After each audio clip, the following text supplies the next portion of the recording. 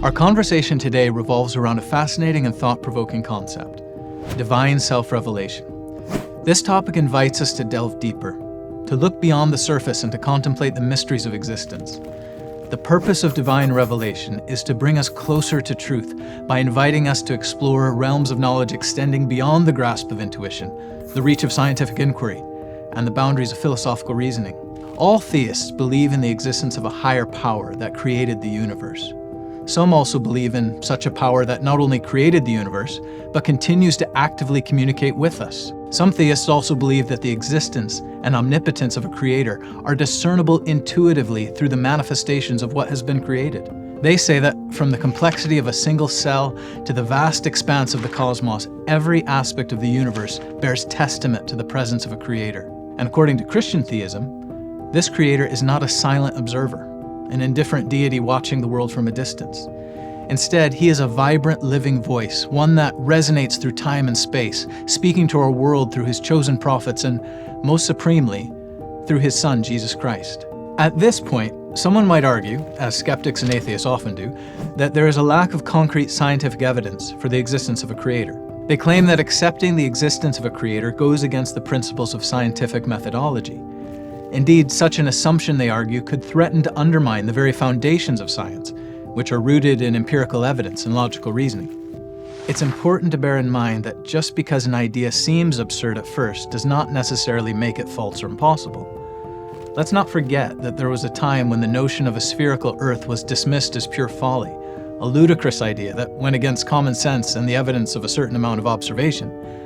Today, of course, we know otherwise. Consider as well the marvels of space travel, or the discovery of radio frequency emissions from distant galaxies.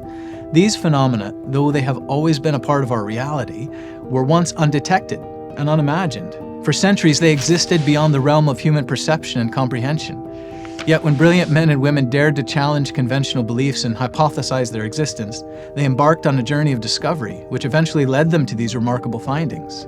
Considering this, is it truly so absurd to propose that our human intellect and rationality could be derived not from mindless matter and impersonal, unthinking forces, but from a higher personal intellect and reason? Could it be that even with our advances in understanding about the way the world works, we still need to remain open to the evidence for a creator? For those who fear that acknowledging the existence of a creator God might compromise scientific methodology, it's worth remembering figures like Sir Francis Bacon, a key figure in the development of the scientific method. He championed the belief that science and belief in God were not mutually exclusive, but could and should coexist in harmony. Bacon wrote, "Let no man think or maintain that a man can search too far or be too well studied in the book of God's word or in the book of God's works, divinity or philosophy, but rather let men endeavor in endless progress or proficience in both."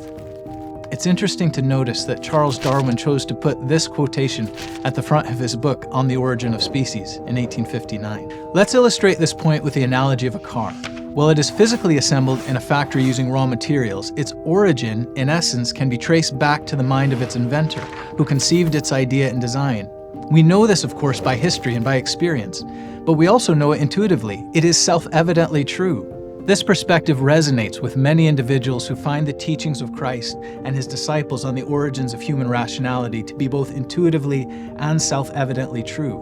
The term logos is often used in this context to signify God's rational intelligence and his communication with humanity, manifesting in the form of divine revelation, the sharing of himself with his creatures.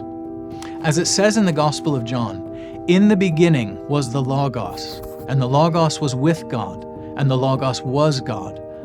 All things were made by him." At the very least, that is a far more likely story than that our human intelligence and rationality sprang originally out of mindless matter by accidental permutations selected by unthinking nature. So it's not unreasonable to propose that our human intelligence and rationality could have originated from a higher personal intellect, namely God.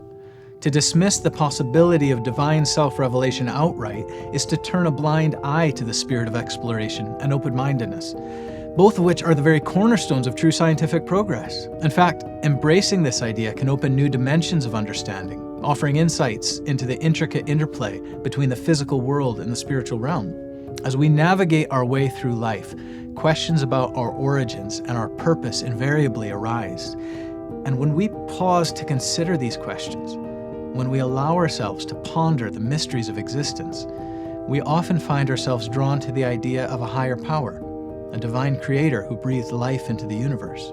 As we come to the end of this exploration, it's clear that the possibility of divine self-revelation, far from being an absurd proposition, is a concept that warrants serious consideration. It's an idea that has resonated with millions throughout history and continues to inspire and influence many today. So let's keep our minds open to the mysteries and marvels of the universe. Let's continue to explore, to question, and to seek the truth. And in doing so, let's not disregard the possibility that our understanding of the world and of ourselves might be enriched by the divine wisdom revealed through the Logos. Thank you for joining me today in this exploration. I look forward to continuing this journey of discovery with you in our next conversation.